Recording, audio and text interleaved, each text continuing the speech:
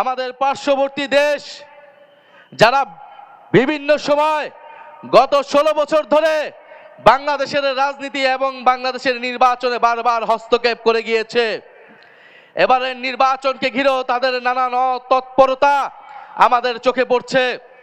তাদের একজন কূটনৈতিক বলেছেন যে 11 দলীয় জোট ক্ষমতায় ভোট চুরি ছাড়া যেতে পারবে না, অর্থাৎ তারা স্পষ্টভাবে একটি দলের পক্ষে অবস্থান নিয়েছেন।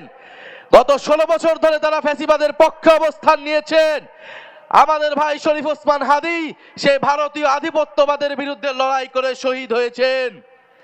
আমরা স্পষ্টভাবে বলে দিতে চাই, বাংলাদেশে সরকারকে ক্ষমতায় আসবে, সরকারকে গঠন করবে, তা নির্ধারণ করবে একমাত্র বাংলাদেশের জনগণ। নতুন রিন গভীর থেকে পরিষ্কার করে কাপড়কে রাখে নতুনের মতো উজ্জ্বল। নতুন রিন অ্যাডভান্স পাউডার। যদি কোনো আধিপত্যবাদী শক্তি চেষ্টা করে এই সরকার এই নির্বাচনকে তারা হস্তক্ষেপ করার চেষ্টা করে, তাদের বিরুদ্ধেও বাংলাদেশের জনগণ দাঁড়াবে।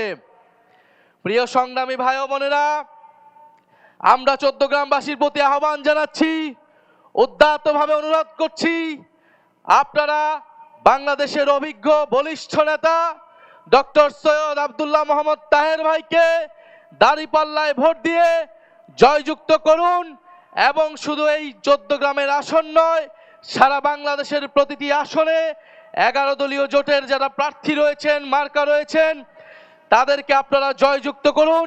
ইনশাআল্লাহ 11 দলীয় জোট সরকার গঠন করে জুলাই গণঅভ্যুত্থানের যে অসমাপ্ত কাজ, সংস্কারের যে অসমাপ্ত কাজ, শরীফ ওসমান হাদির যেই স্বপ্ন, সেই স্বপ্ন তারা বাস্তবায়ন করবে।